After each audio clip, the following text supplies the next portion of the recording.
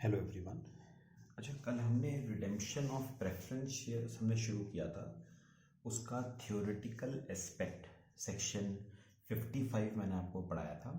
Journal entries भी हमने देखी थी। अच्छा, इसके जो क्वेश्चंस है ना रिडेम्पशन ऑफ प्रेफरेंस शेयर्स के, वो हम आपसे आपके स्टडी मटेरियल में से ही करेंगे। ठीक है, तो आप एक काम करोगे, स्टडी मटेरियल अपना ओपन करोगे और उसके ना इलस्ट्रेशन 1 पे आओगे।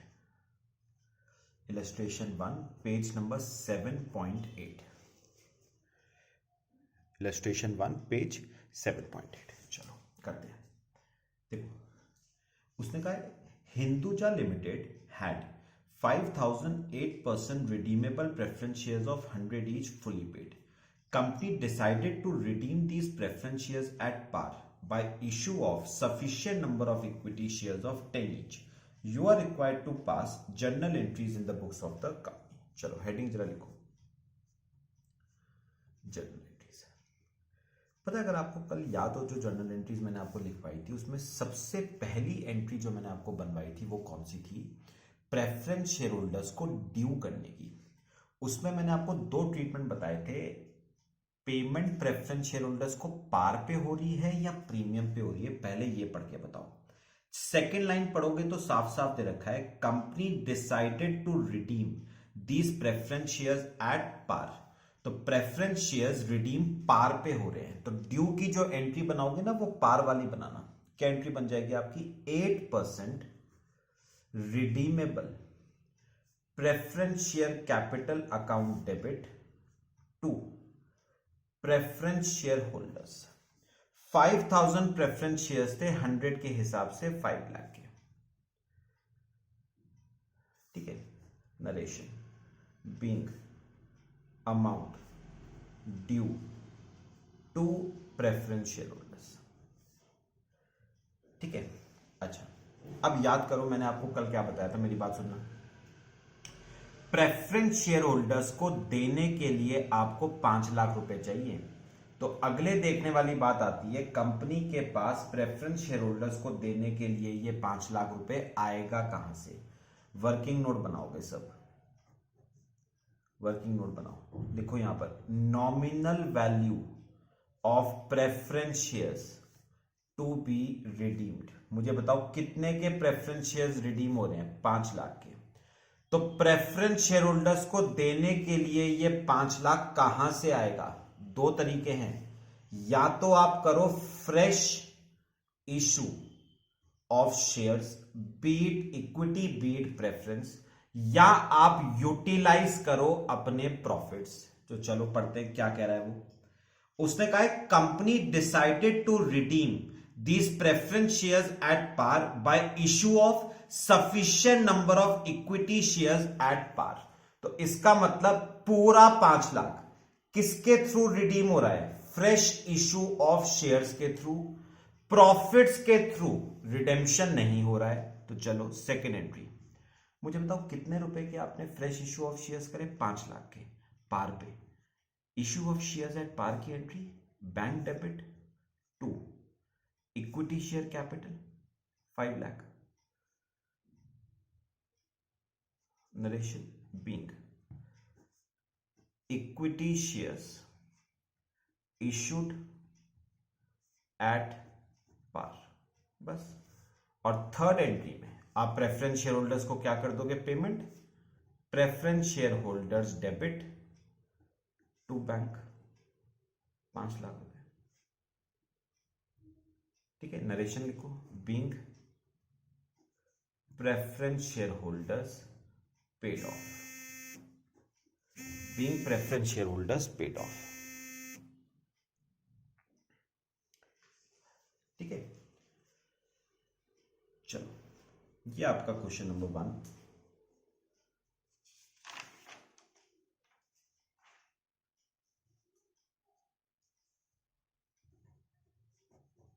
अब क्वेश्चन नंबर 2 पे आओ।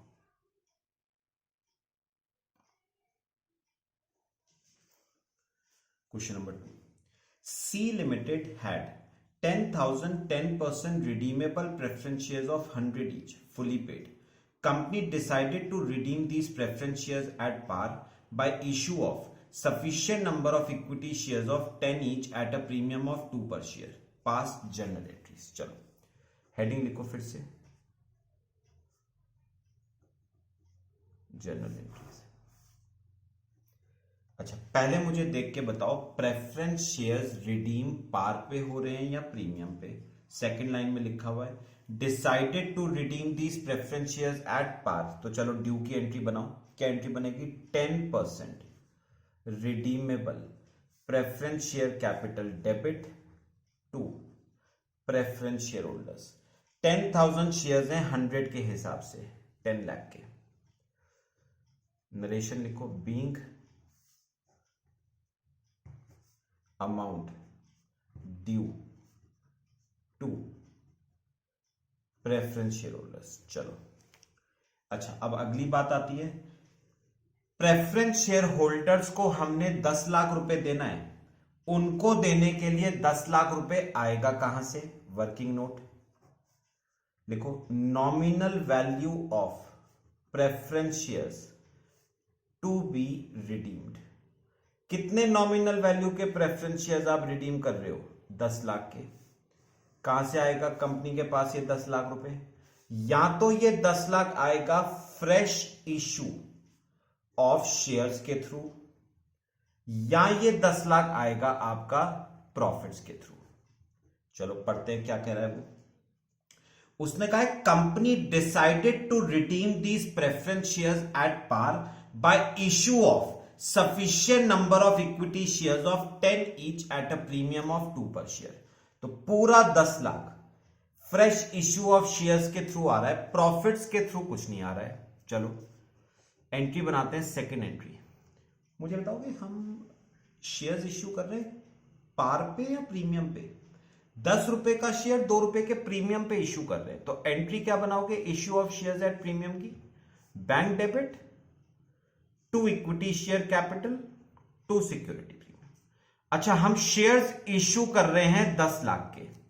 अच्छा, एक बार ब्रेकअप करना, एक शेयर की फेस वैल्यू है 10, तो 10 लाख के शेयर डिवाइड बाय एक शेयर 10 रुपए का, तो 1 लाख शेयर। ऐसी प्रीमियम बताओ, एक शेयर पे 2 रुपए का प्रीमियम, तो 1 लाख शेयर पे 2 लाख रुपए का प्रीमियम, और बैंक में आ जाता है 12 लाख रुपए। Narration, being equity shares issued at premium. और फिर लास्ट स्टेप में आप प्रेफरेंस शेयर होल्डर्स को पेमेंट कर दोगे, preference share holders debit to bank. कितना पैसा देना था? 10 लाख रुपए। नरेशन लिखो, being preference share holders paid off. तो ये आपका क्वेश्चन नंबर 2। अच्छा चलो एक और करते हैं, इलस्ट्रेशन 3 पे आओगे।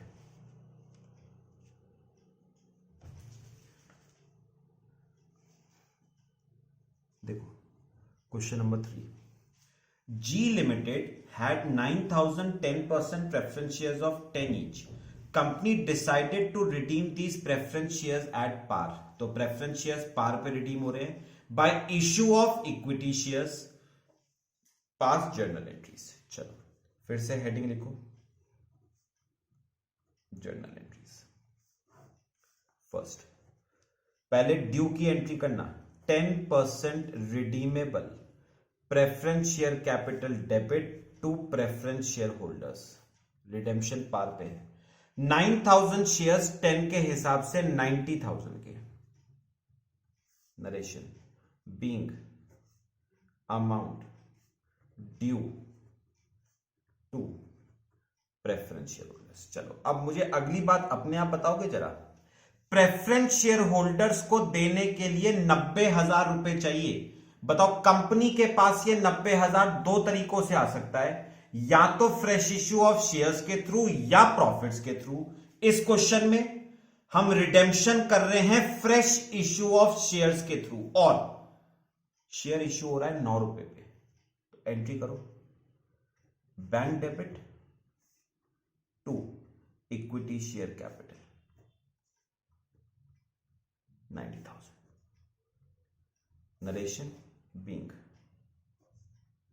Equity shares issued at par. एक बात मैं आपको पहले ही बता दूं जिसमें कंफ्यूज मत करना, ये मत कहना कि 10 रुपए का शेयर 9 रुपए का इशू हो रहा है, मतलब 1 रुपए के डिस्काउंट पे इशू हो रहा है। आपको अच्छी तरह पता है शेयर डिस्काउंट पे इशू नहीं हो सकता, तो हम 9 रुपए को पार वैल्यू ही मान के चल रहे हैं। हम ये कह रहे हैं 9 रुपए पार वैल्यू का शेयर 9 रुपए पे ही इशू हुआ है। तो ये मत कहना कि 10 रुपए का शेयर 9 का इशू हुआ है, ऐसा नहीं हो सकता है।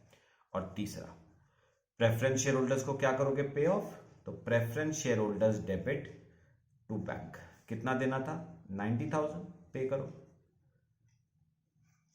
Being amount paid to preference share holders, being amount paid to preference share holders. ठीक है, बस छोटे छोटे 3 क्वेश्चंस थे। चलो आपको एक इंपॉर्टेंट एक क्वेश्चन चलो करवाता हूं आपको। क्वेश्चन नंबर 4 पे आओ। 4th क्वेश्चन देखो, board of directors of a company decided to issue minimum number of equity shares of ₹9 to redeem 5 lakh preference shares, ₹5 lakh preference shares. Maximum amount of profits available for redemption is 3 lakh. Calculate number of shares to be issued by the company to ensure that provisions of section 55 are not violated। अगला part बाद में पढ़ते हैं, पहले मुझे ना एक बार बताना, nominal value of preference shares to be redeemed. कितने नॉमिनल वैल्यू के प्रेफरेंस शेयर्स आप रिडीम कर रहे हो? 5 लाख नॉमिनल वैल्यू के प्रेफरेंस शेयर्स आप रिडीम कर रहे हो। या तो ये 5 लाख रुपए कंपनी के पास आएगा फ्रेश इश्यू ऑफ शेयर्स के थ्रू, या ये 5 लाख कंपनी के पास आएगा आउट ऑफ प्रॉफिट्स। अब मुझे बताओगे कंपनी के पास कितने के प्रॉफिट्स अवेलेबल हैं फॉर रिडेम्पशन? 3 लाख के। तो 5 लाख में से 3 लाख तो आ गया प्रॉफिट्स में से। अब बताओ फिर बचा कितना? 2 लाख। तो हमें 2 लाख रुपए के क्या इश्यू करने पड़ेंगे? शेयर्स इश्यू करने पड़ेंगे। अब पढ़ो उसने क्या कहा था निकालने को, calculate number of shares to be issued. तो number of shares is equal to, मुझे बताओ हमें शेयर्स कितने रुपए के इश्यू करने पड़ेंगे? हमें शेयर्स 2 लाख रुपए के इश्यू करने पड़ेंगे, डिवाइड बाय एक शेयर कितने का इश्यू हो रहा है? 9 रुपए का। तो अगर हम ये कैलकुलेट करें तो 2 लाख डिवाइड बाय 9, 22,222.22 शेयर्स। अब आपको अच्छी तरह पता है शेयर्स फ्रैक्शन में तो इश्यू नहीं हो सकते, fractional shares can not be issued.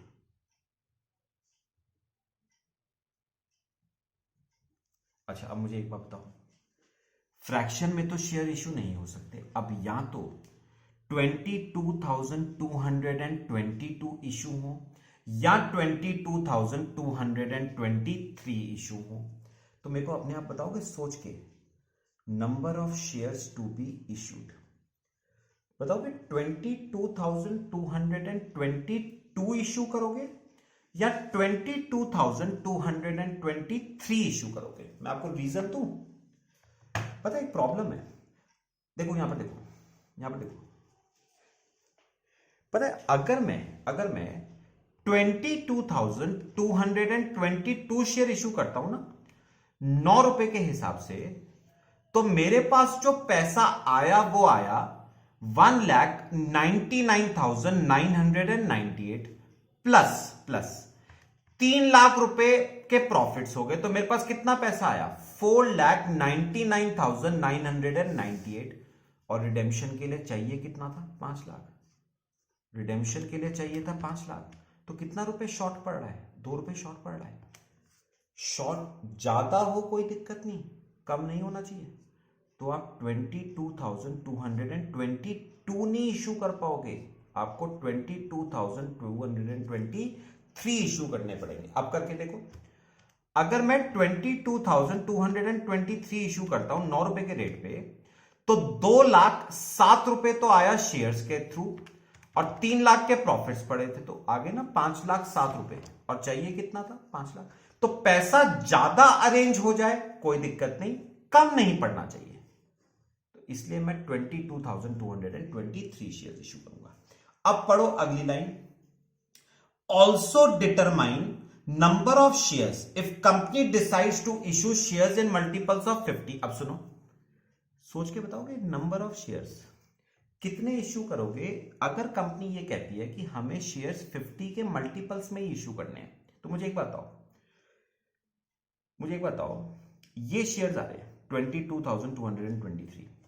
अब अगर कंपनी कहती है कि मुझे शेयर्स 50 के मल्टीपल में इशू करने हैं, तो this figure is not a multiple of ₹50।